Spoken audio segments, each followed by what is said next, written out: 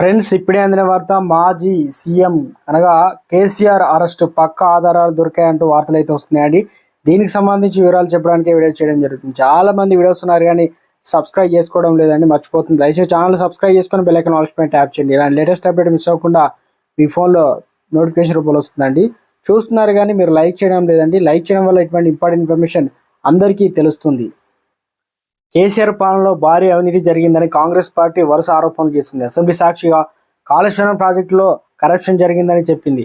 తాజాగా 2014 నుండి అనగా 23 వరకు సీఎం బీఆర్ఎస్ నిధులు భారీగా దుర్వినియోగం అయినట్లు రేవంత్ రెడ్డి అయితే సర్కారు గుర్తించింది.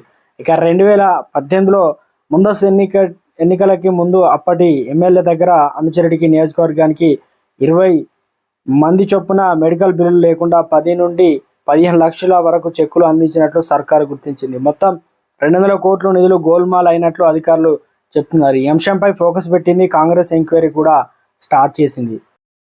మాజీ సీఎం కేసీఆర్ మరో ఊహించని విధంగా 200 కోట్ల నిధులు గోల్మాల్ అనగా స్కామ్ జరిగినట్లు, దీనికి సంబంధించి కాంగ్రెస్ ప్రభుత్వం ఈ లోక్సభ ఎన్నికల ముందు ఎంక్వైరీ కూడా స్టార్ట్ చేసింది. గతంలో ఏపీలో కూడా జగన్మోహన్ రెడ్డి స్కిల్ డెవలప్మెంట్ కేసులో మరి ఆల్రెడీ చంద్రబాబు